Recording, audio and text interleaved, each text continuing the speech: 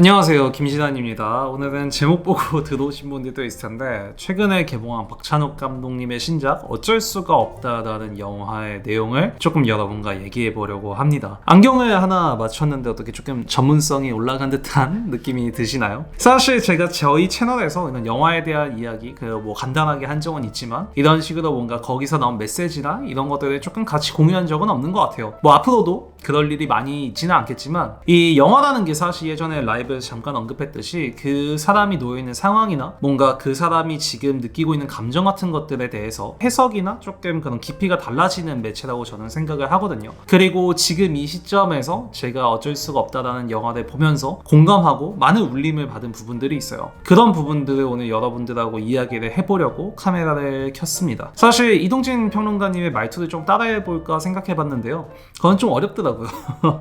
조금 어렵고 여러분들이 보시는데 좀 어색하실 것 같아서 조금 더 편하게 가보도록 하면 좋을 것 같고, 일단 뒤에 영화 내용이 나오는 스포일러가 포함되어 있습니다. 그래서 웬만하면 영화를 다 한번 보시고 그 다음 영상을 시청하시는 것을 추천드리고 싶어요. 그리고 사실 제가 영화를 좋아하지만 전문가는 아니잖아요. 그래서 영화에 대해서 오늘 나누는 이런 내용들은 지극히 저의 뇌피셜로 작성됐다는 점 참고해 주시면 좋을 것 같습니다. 자, 그럼 먼저 파트를 조금 나눠서 시작을 해보려고 하는데요. 일단 이 영화가 어떤 영화인지에 대한 설명을 먼저 해드려야 될 것 같아요. 저는 이 영화가 예술을 하는 사람들, 그리고 예술 업계에 속해 있는 사람들의 민낯을 드러내는 영화라고 생각을 했습니다. 이 영화는 이제 지금 이 시대에 예술을 하는 사람들의 조금 솔직하고 불편한 내면을 보여주는 영화예요. 겉으로는 완벽하고 세련된 인물들처럼 보이지만 그 안에는 스스로 이 예술로서 인정받고 싶은 욕망이 있고요. 자신의 예술성에 대한 의심이 숨어있다고 생각을 해요. 어쩌면 박찬욱 감독님이 자신이 지금 몸담고 있는 필름, 영화 산업, 더 크게 봤을 때는 예술이라는 세계 안에서 자기가 느꼈던 생각들을 그대로 드러낸 작품일지도 모르겠다, 이렇게 생각을 했거든요. 작게 보면 영화계고 크게 보면 예술계 전반에 대한 블랙 코미디가 이 영화를 설명할 수 있는 문장이 아닌가, 이런 생각을 했습니다. 자, 그러면 많은 분들이 이제 의아해 하시겠죠. 이 영화가 왜 예술가들에 대한 영화고 예술업계 전반적인 내용에 대한 영화인지 질문을 하시는 분들이 많을 텐데요. 두 번째 파트는 제지산업이라는 은유입니다. 저는 이제 이 영화에서 이 제지산업이라는 게 예술 자체를 상징한다고 생각해요. 감독님한테는 영화일 거고 저한테는 패션으로 읽히는 그런 은유인 거죠. 여러분들 종이를 만드는 이 제지산업에 대해서 한번 깊게 생각해 보신 적이 있나요? 저는 없어요. 종이가 어떻게 만들어지고 이런 것들을 생각해 본 적이 없고 이 분야가 어떤 식으로 이루어지고 이런 것들을 한 번도 여러분들도 생각을 해보신 적이 없을 거란 말이죠. 근데 예술도 똑같습니다. 이 업계에 있지 않은 대다수의 사람들은 예술이 어떤 식으로 만들어지고 그 산업이 어떻게 돌아가는지에 대해 잘 알 수가 없거든요. 모르죠. 관심도 없고요. 그래서 이 영화는 그 무관심성을 가져와서 예술을 제지산업에 빗댔다라고 저는 생각을 했어요. 영화 중간에 그 이성민 배우의 대사가 있습니다. 너가 지금 피우는 담배의 필터에도, 내가 너에게 썼던 편지에도, 그리고 우리가 깔고 앉아있는 이 돗자리에도 전부 종이가 들어간다. 이런 대사가 있거든요. 저는 이걸 예술이라고 들었어요. 너가 지금 그냥 입고 있는 옷에도, 너가 매일 마시는 커피에도, 너가 보고 듣고 하는 모든 것 안에 이미 예술은 스며들어 있어. 하지만 대다수의 사람들은 그걸 너무 쉽게 소비하고 대수롭지 않게 여기는 거죠. 그래서 어디에나 놓여있지만 인지하지 못하고 있는 예술이라는 개념에 빗댔다라고 저는 생각을 했거든요. 그리고 한 가지 근거가 더 있는데요. 세 번째 파트는 업계의 언어들입니다. 업계의 언어들. 이병헌하고 박휘순이 술을 마시면서 얘기하는 장면 중에 그 재즈의 펄프의 그런 혼용률이나 이런 것들을 굉장히 진지하게 얘기하는 장면이 있어요. 저는 처음에 그 장면을 보면서 되게 불친절하고 불필요한 장면이라고 생각을 했거든요. 왜냐하면 관객들은 그들이 말하는 종이의 혼용률이나 이런 소재 같은 전문 용어를 아무리 들어도 알 수가 없단 말이에요. 와닿는 것도 없고요. 그런데 영화를 보고 나서 곰곰이 생각하다가 이 예술을 제지산업에 빗대서 표현했구나 라는 생각이 든 후에 그런 생각이 든 거죠. 예술을 하는 사람들끼리 모여서 조금 더 좁게 패션을 하는 사람들끼리라고 얘기를 해봅시다. 우리가 하루 종일 떠드는 이야기들, 드리스 반 노튼의 이번 시즌은 어떻고, 프렌자 슐러가 로에베에 가서 어떻게 하고 있고, 요번에 글렌 마티스의 마르시엘라가 어쨌고, 사실 이런 것들은 패션 업계에서 흔히 하는 이야기들이잖아요. 하지만 관심이 없는 사람들한테는 아무런 의미가 없는 말이에요. 근데 그 안에서 너무나 진지한 대화들이 이루어지고 결국 그 장면이 지금 우리 업계를 비추는 거울 같구나. 예술가들이 자기들만 아는 언어로 그 갇혀진 세계에서 서로를 증명하려고 그런 단어들을 쓰고 이야기하는 그런 풍경이라고 저는 생각을 한 거죠. 박찬욱 감독님이 이 예술을 왜 재즈산업에 빗댔는가? 그 재즈산업이라는 장치를 통해서 이 닫혀져 있는 세계, 그러니까 우리들만의 언어, 그리고 예술가들이 가지고 있는 그 특유의 고집을 보여준 거라고 저는 생각을 했어요. 자, 그래서 제가 왜 이 어쩔 수가 없다라는 영화를 예술업계에 대한 영화라고 처음에 생각을 했는지에 대한 이유를 먼저 말씀드렸고요. 재지산업이란 단어보다는 전부 다 예술이라는 단어로 여러분들한테 표현을 해보면 좋을 것 같아요. 그러면 여러분들도 공감하시기가 조금 더 수월하겠죠. 그래서 인물에 대한 얘기들을 조금 해봅시다. 이 영화에서는 죽임을 당하는 인물이 3명 나오는데요. 네 번째 파트에서 이 세 인물들을 예술가들의 3가지 얼굴이라고 생각했어요. 첫 번째로 이성민 배우는 제가 생각했을 때 타협하지 못하는 순수주의자예요.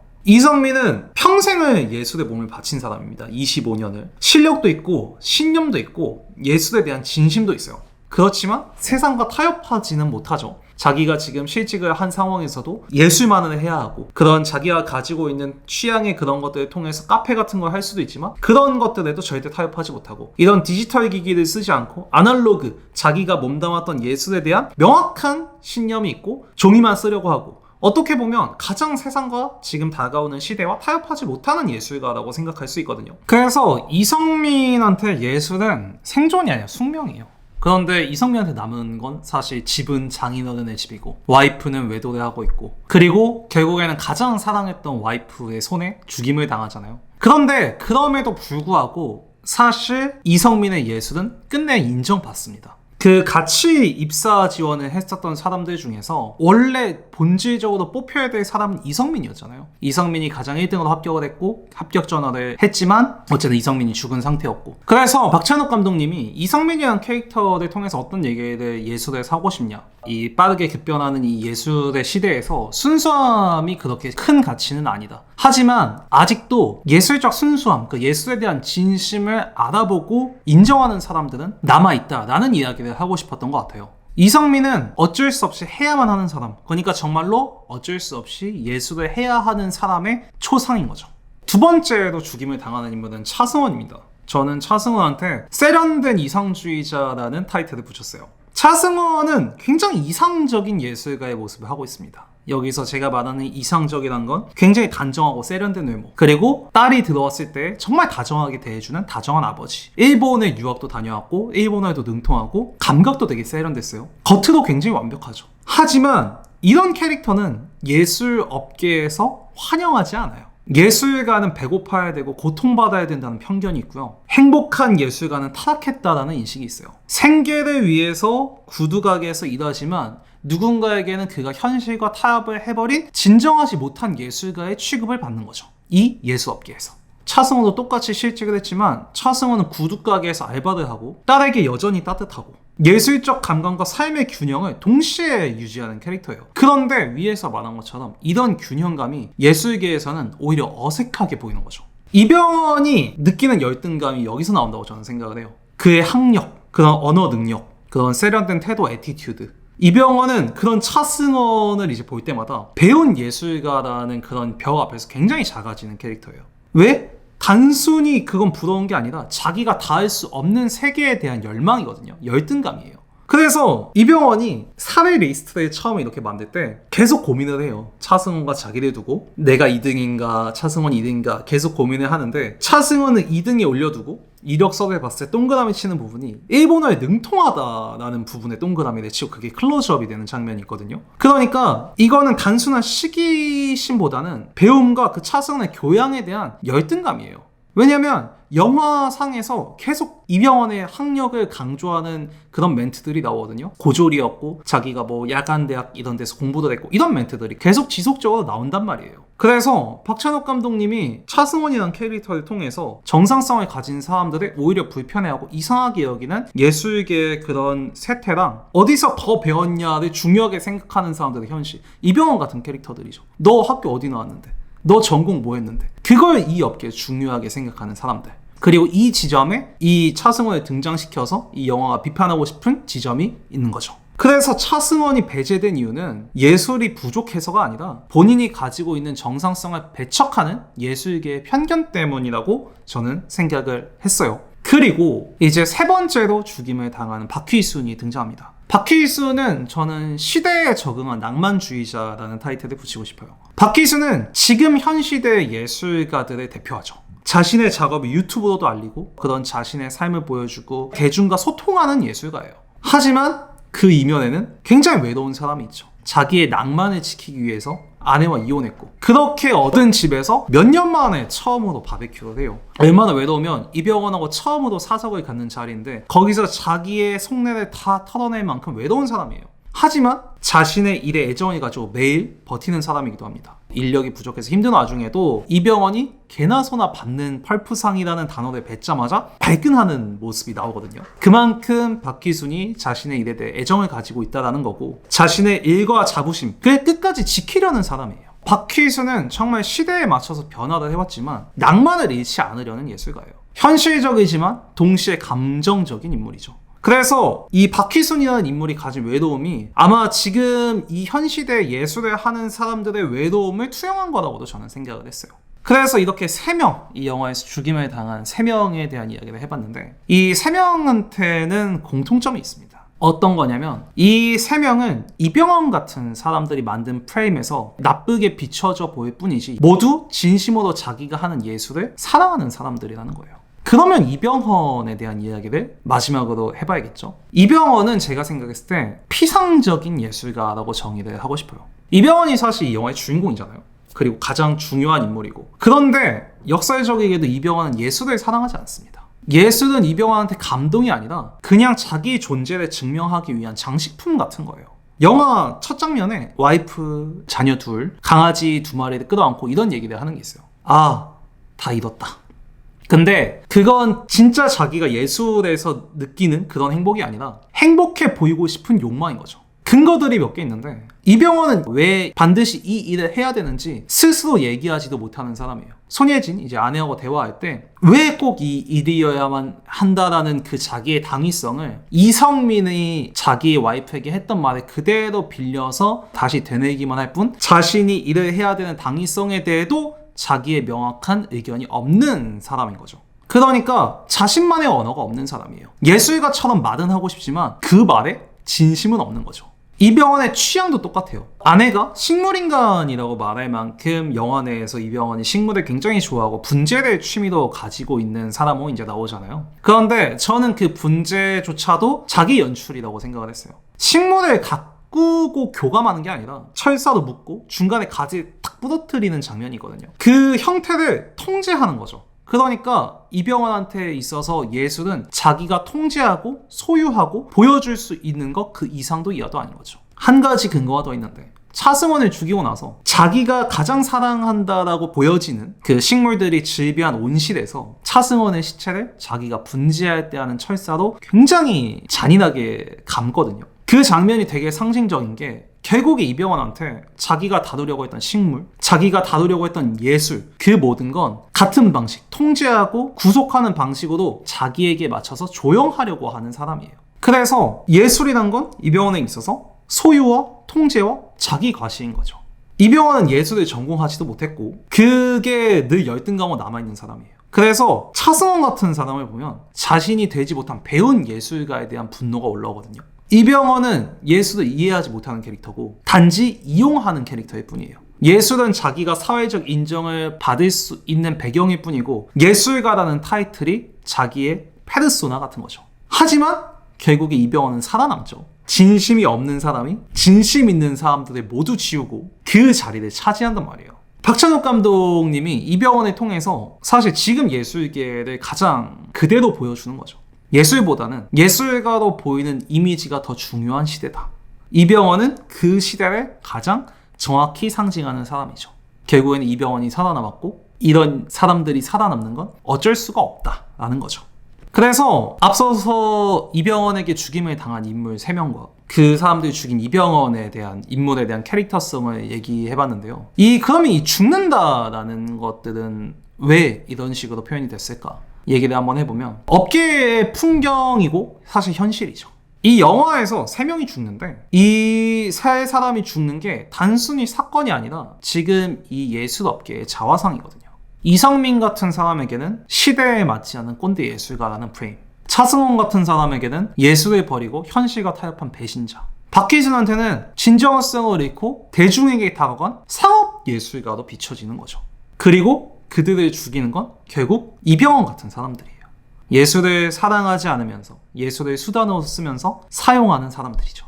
여기까지 정리가 됐으면 나머지 두 인물에 대한 얘기를 한 번 더 하고 마무리를 해보면 좋을 것 같은데, 첫 번째는 손예진입니다.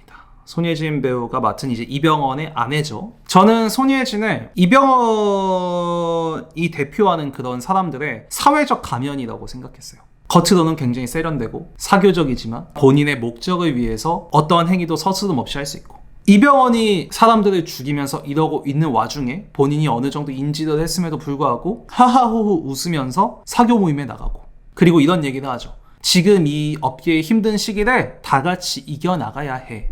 하지만 사실 손예진에게 중요한 건 이 업계의 존속보다는 자신들의 안정이거든요. 그렇기 때문에 이병헌과 손예진이 부부로 나오고, 그들은 서로 내면과 사회적 가면을 표현하지만 서로의 치부를 보고도 모르는 척하죠.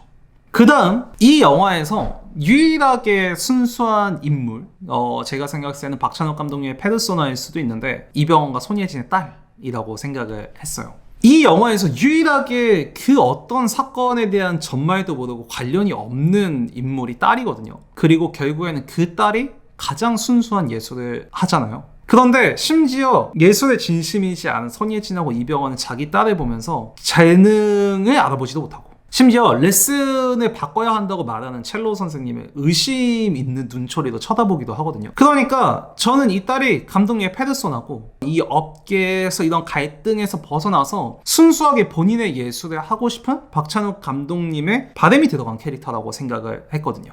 그래서 결론을 한번 내려보면 어쩔 수가 없다.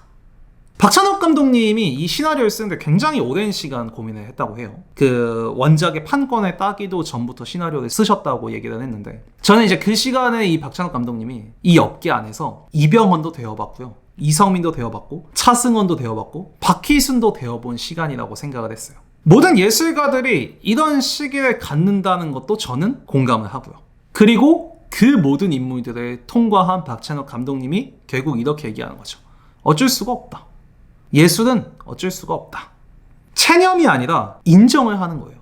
예술가라는 존재가 가끔은 오만하고 자기가 누군가를 보면서 열등감을 느끼고, 그리고 자기가 가지고 있는 자존감의 그 자의식 사이에서 결국 자신을 끊임없이 증명해야 하는 운명이거든요. 그리고 이 영화를 보면 굉장히 재밌는 장치들이 많이 있습니다. 뭐 예를 들어서 종이 제지 산업에 관한 영화지만 엄연한 배우에게 증거를 고르라고 할 때 아이패드로 보여준다던가, 뭐 릴스 화면이 나오고 유튜브 화면이 영화에 잡히고, 요즘 다가오는 새로운 기술에 대한 이런 직간접적인 언급들이 굉장히 많거든요. 그래서 이 예술 이유, 그러니까 우리가 지금 이 예술에 대한 정의를 하고 나서 이 이유, 이제 다가올 시대에 대한 이야기도 조금 해보고 싶어서 얘기를 해보면, 이병헌은 결국 살아남은 사람이잖아요. 근데 마지막 장면에서 의도적으로 AI와 기계가 인간의 그 감각을 압도하는 장면을 넣는 게 있어요. 그러니까 더 이상 인간이 창조자, 크리에이터가 아니고 창조라는 구조 속에서 언제나 교체 가능한 존재가 되는 거예요.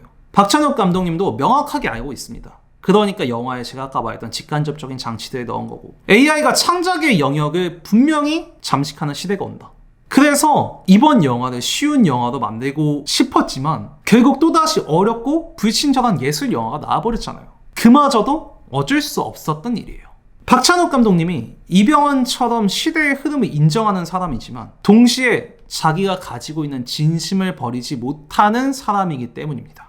하지만 그럼에도 박찬욱 감독님이 전하고 싶은 메시지가 또 있다고 생각한 건, 이성민한테는 예술가로서의 결국 인정이 있었고요, 차승원에게는 따뜻한 가족이 있었고, 박희순에게는 포기할 수 없는 낭만이 남아있었죠. 감독님이 이런 얘기를 한다고 생각했어요. 예술을 진심으로 너가 사랑한다면 두려워하지 마라. AI가 흉내를 내도, 기계가 그림을 그리고 음악을 만들어도 진짜 예술은 그 불안 속에서 계속 살아있을 거다.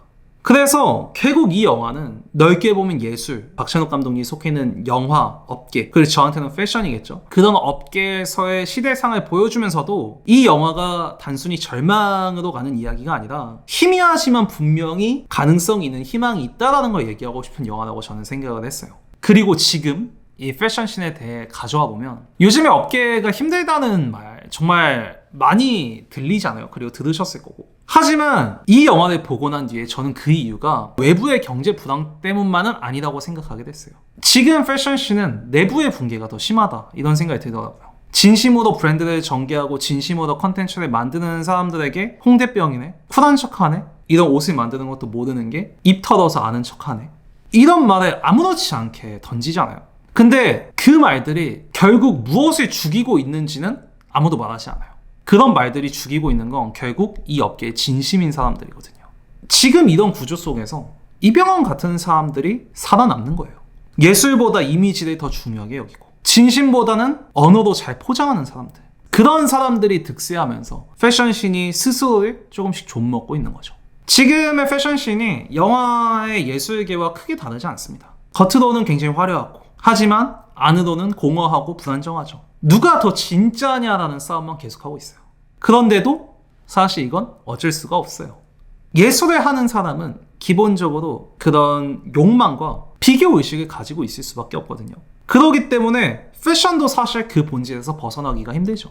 하지만 박찬욱 감독님이 이 영화에서 말하고 있는 것처럼 결국 진심으로 만드는 사람들은 끝내 살아남을 거거든요. 패션은 인간의 감정에서 시작하고 불완전함에서 시작되는 예술이에요. 그래서 지금 이 패션씬에도 저는 그런 이야기를 하고 싶어요. 지금 우리가 겪고 있는 이 상황, 이 업계의 상황에서 절망적인 이야기를 하려고 했던 영화가 아니라 우리가 지금 속해 있는 이 필드에서 다시 예술을 진심으로 시작하자라는 이야기였던 것 같아요. 사실 패션은 어쩔 수가 없죠. 그리고 그게 저희가 패션을 사랑하는 이유겠죠. 여기까지 하겠습니다. 감사합니다.